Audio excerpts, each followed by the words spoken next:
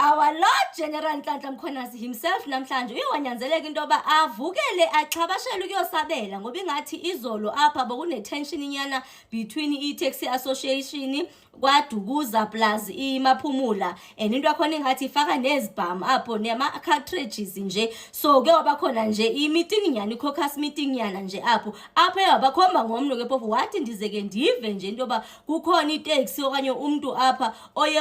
wavimba umuntu ba aqabela into akafuna ukuyiqabela ngemali yakhe. Uba ngaba abantu bafuna uqabela even i-private cars bafuna ukuliftwa zi-private cars ngemali zabo akho umuntu nje akalindele into ba makabe uzavinjwa kulonto le aw else uzambopha yena. Sisathetha kwangayo ikwaDukuza lena ndazi banenzani ninapha kwaDukuza ngoba nayizolo ku-ad-hoc committee ndichilo mosuba on my previous post kunendoda ibikhona phayana uSamkelo Mlotshwa onezitsholo against uGeneral Nhlanhla Mkhwanazi bavela bebathathu ke phofu kula genge le ekanengi nizayikhumbula yeke yamentionwa nanguKhethi Matlala apho babebanjwe khona bebanjelwa ukukidnapper umuntu so ubaliseka istory esoba bathi bebanjwe njalo bake bathathwa basiwe ngathi efamini ethile bafika ba torture apho suffocate nangama plastic uthe xa ke thuthi ayibona uGeneral Nhlanhla Mkhwanazi wabe ekhona apho engomnye wabantu babe participate kulonto leyo waze wabuza into yoba ungabuya uyamazi bangibani lo wathi yena uyamazi in a way of ukuxelela even the other one wayehamba naye lo wayetorturwa naye into yoba uyamazi nguGeneral Nhlanhla Mkhwanazi oyi-provincial commissioner yase KZN owayeke waba acting national commissioner phako 2011 so mazi kahle umbone ngeliso lenyama zadlalwa ke mosi nditshilo ezo videos kaGeneral Nhlanhla Mkhwanazi nje ezithu but those videos apho participate on anything video nje in a way I don't really see much of irrelevance but what he was trying to show members of i-ad-hoc because A1 uGeneral Nhlanhla Mkhwanazi ndiyayikhumbula ndinayo nami on my previous ingekathethi nokuthetha uGeneral Nhlanhla Mkhwanazi ku-ad-hoc committee okanye kuMadlanga commission because ndithande ukuposta nje into zakhe way before so waye-interviewer apho so kwakhona lapho ethetha khona lento yoba kukhona nalapho ngathi bafuna ukumtshola ngecase ethile so akho nto engabitheni nje xa ndiyimamela laa nto leyana so according to yena it's more of lo case leyo wayethetha ngayo uGeneral Nhlanhla Mkhwanazi yiyo le eyena ayakathetha ngayo so ngulo Mlotshwa lo then the other one it had something to do with uGeneral Nhlanhla Mkhwanazi esitsho sithi ayingebhadi nendlu yakhe uMlotshwa lo yatshiswa bengekafumana ezinye ze-evidence nani so ezama ukuthi into yoba akakwazi ukutsho njalo uGeneral Nhlanhla Mkhwanazi kukuthi indlu yakhe according to yena usoli uba yatshiswa ngamapolisa ke nje into engathi njalo so lo Mlotshwa lo hayibo ndamthanda uSikhosana weza ne-affidavit apha le affidavit yini okwenza nekwaDukuza because xa ke mbuza ubumbona into yoba ingathi ufuna khanyela nje kancinci lo Mlotshwa but yaya ngisekho sure ke ndizanikorekisha i-affidavit okanye statement but nje whatever kayenzile and wayenza I think under oath because in the stamp sase-police station kwaDukuza and ngengoku ithi lento xa ke mbuza izinto ebe ngxamela uSikhosana engekagqibi according to yena into ebhalwe phako sa statement ingamanga mayingakholeleka because zizinto akazibhala under i-duress meaning waye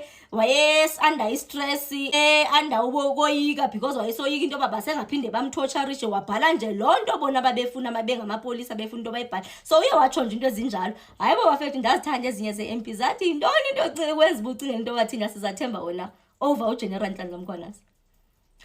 uthe wathi hayi andithi nithembe mna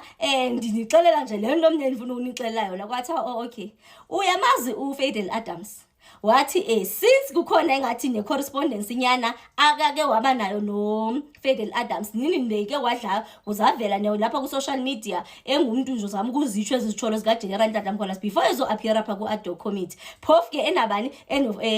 Fadel Adams so nje wabuza into yoba xa hayi uFadel Adams umuntu owakuphusha okanye onegalelo lokuba wena uhambe uyovulelana noGeneral Nhlanhla Mkhwanazi icase na amagama nje angathanjalo nje uwafa but nje yena nje noma bekeze enaye ithembe lithini anditsho futhi into obuyaxoka but nje as be-investigator nesemthembi uGeneral Nhlanhla Mkhwanazi uzazi azoziphendulela because kwenye yezi videos ezi kukhona apho esitsho khona uba nale case engathi utholwa ngayo okanye yona lena ke eyabo uMlotshwa aba ayo case nyani yayikwi-jurisdiction yakhe ngaleyo ndlela in terms of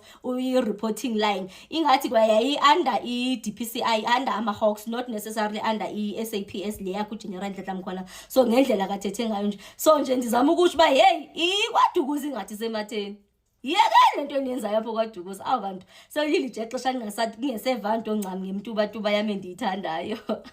Kube khona nalapho ke yena umjida kanye lona umlotshwa ne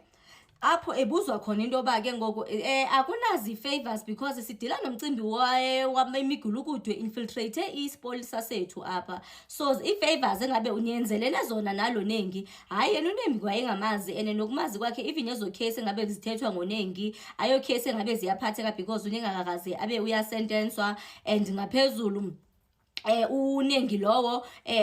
ungumuntu ongathi ngisobhizinisi ke ngoku yena ebelipolisa okanye ulipolisa ndiva nje ncam into yakhe because ingathi akakabuyela emsebenzini since wayeke wabanjwa okanye ubuyela ndisiva ncam nje story sakuba currently is he working or is he not working as ipolisa ngoku but nje beke sesipoliseni